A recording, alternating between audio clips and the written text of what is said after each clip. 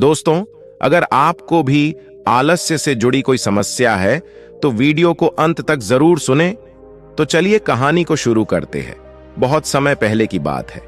एक आलसी व्यक्ति एक बौद्ध भिक्षु से कहता है, मुनिवर, मेरे पास बहुत आलसपन है, जिसकी वजह से मैं अपने जीवन में जो करना चाहता हूं वह कर नहीं पाता हूं। मुझे कुछ रास्ता दिखाए। तो बौद्ध भिक्षु उस आदमी से पूछते हैं, क्या तुम्हें पक्का विश्वास है कि तुम्हें आलसपन है? वह व्यक्ति कहता है, जी मुनिवर, केवल मैं ही नहीं, मेरे पूरे गांव के लोग कहते हैं कि मैं आलसी हूं। वह बौद्ध भिक्षु उस व्यक्ति से कहते हैं, परंतु क्या तुम्हारे पास इस बात का कोई प्रमाण है कि तुम वाकई में आलसी हो?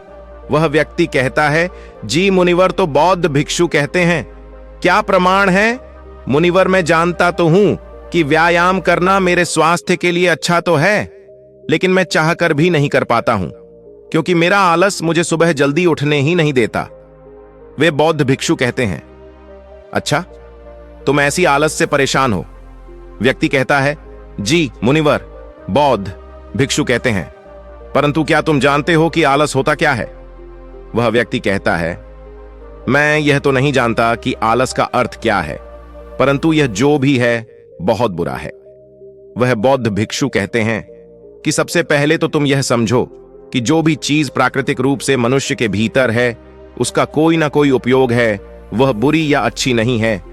आलस एक भाव है, एक विचार है, जिसे जाने अनजाने में हम खुद ही पैदा करते हैं। आलस्य पैदा होने के दो कारण होते हैं। वह व्यक्ति पूछता है, परंतु वो कैसे मुनिवर? वे बौद्ध भिक्षु कहते हैं, आलस्य पैदा होने के दो कारण हैं, पहला शारीरिक और दूसरा मानसिक। जब हम शरीर को कोई ऐसी भोजन देते हैं जिसके खुद के भीतर कोई जीवंतता नहीं है, तब हमारे शरीर के भीतर आलस्य पैदा होता है, क्योंकि यह शरीर ऊर्जा से चलता है और जिस तरह का ऊर्जा हम उसे देते हैं या उसी तरह का बर्ताव करता है। शरीर के भीतर हमारे अंदर आलस्य का दूसरा कारण है गलत तरह से बैठना, गलत तरह से सोना और गलत तरह से चलना। हम इस बात पर कभी ध्यान नहीं देते कि हमारे बैठने, लेटने और सोने की स्थिति भी सही भी है या नहीं। अगर तुम तथागत बुद्ध को देखोगे तब तुम पाओगे कि जब वह बैठते हैं तो उनके रीढ़ की हड्डी बिल्कुल सीधी होती है। जब वे सोते हैं तो उनके शरीर के किसी भी अंग में कोई दबाव नहीं होता और वे जब चलते हैं उनके दोनों कदमों के बीच एक तालमेल नजर आता है। यह जरूरी नहीं है कि कोई बुद्ध को सुनकर ही समझे। रात को सोने का एक सही समय होना चाहिए। अगर कोई समझना चाहता है तो सिर्फ भगवान बुद्ध को ध्यान से देखकर भी बहुत कुछ समझा सकता है। शारीरिक स्तर पर आलस्य का तीसरा कारण है सुबह जल्दी ना उठना। यह सुनकर वह व्यक्ति कहता है, हाँ मुनिवर, मैं सुबह जल्दी उठ ही नहीं पाता हूं। वह बौद्ध भिक्षु मुस्कुराते हैं और कहते हैं, तुम सुबह जल्दी तभी उठ सकते हो जब तुम रात को सोने का एक सही समय निर्धारित कर लोगे। प्रत्येक बौद्ध भिक्षु को अनुशासन का पालन करना होता है, क्योंकि अनुशासन हमारे जीवन में संतुलन लाता है। ज्यादातर लोग अनुशासन को बुरा समझते हैं, क्योंकि उन्हें लगता है कि अनुशासन उन्हें बांधता है, जबकि असल में यह है कि अनुशासन हमें बांधता नहीं बल्कि मुक्त करता है। तब वह व्यक्ति पूछता है, परंतु मुनिवर, शुरुआत कहां से करें? सही तरह से भोजन करने से, सही तरह से बैठने, लेटने या चलने से, या सुबह जल्दी उठने से? वह बौद्ध भिक्षु कहते हैं, शुरुआत अभी से करो। जो भी तुम इस समय कर रहे हो उसे ध्यान से करो। पहले तुम मन के स्तर पर आलस्य को समझो। वैसे ज्यादा स्थितियों में मन शरीर के कारण आलस्य पैदा करता है। चौथी कारण है मन का स्पष्ट ना होना। मानसिक आलस्य का पहला कारण है हमारे पुराने गलत विश्वास। हमें लगता है कि हम पिछली बार भी नहीं कर पाए थे, इसलिए इस बार भी हमसे नहीं होगा। हम इस बात को नहीं देखते हैं कि इस बार और पिछली बार में बहुत अंतर है।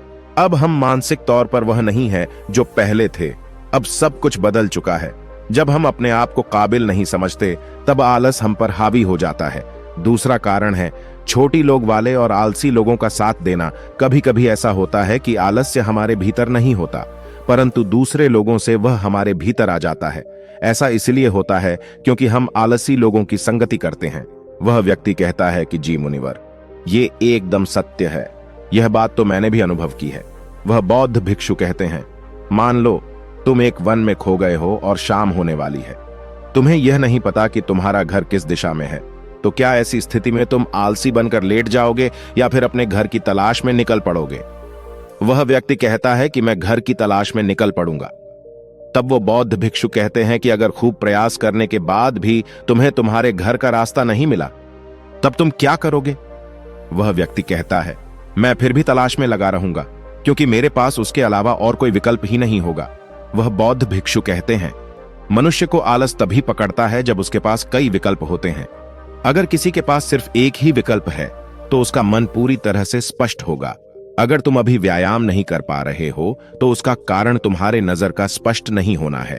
तुम अभी भविष्य में होने वाले रोगों को नहीं देख पा रहे हो। तुम अभी उन रोगों से होने वाली पीड़ा को महसूस नहीं कर पा रहे हो। वह बौद्ध भिक्षु आगे कहते हैं कि आलस्य एक मानसिक कारण है, किसी काम को करने की कोई वजह ना होना। मान लो तुम एक रास्ते से कहीं जा रहे हो और बहुत देर तक चलते चलते तुम कहीं थक जाते हो। अब तुम्हारा और चलने का मन नहीं कर रहा है, तुम्हें आलस्य आ रहा है। तभी तुम वहां देखते हो कि एक शेर तुम्हारे पीछे चला आ रहा है। तो क्या ऐसी परिस्थिति में भी तुम अपने आलस्य को लेकर वहां रुके रहोगे? नहीं ना। तो इस बात को समझो, आलस्य तुम्हें उसी काम को करने से रोकता है जिसे करने की कोई बड़ी वजह ना हो। वह व्यक्ति कहता है, मुनिवर, अब मुझे आलस्य का सारा खेल समझ में आ गया है। वह बौद्ध भिक्षु कहते हैं, मेरी एक बात हमेशा याद रखना, जहां अस्पष्टता है या कुछ करने की बड़ी वजह है, वहां आलस्य हो ही नहीं सकता। दोस्तों, उम्मीद करते हैं आपको इस कहानी से कुछ नया सीखने को जरूर मिला होगा। तो चैनल को लाइक और सब्सक्राइब जरूर करें। धन्यवाद।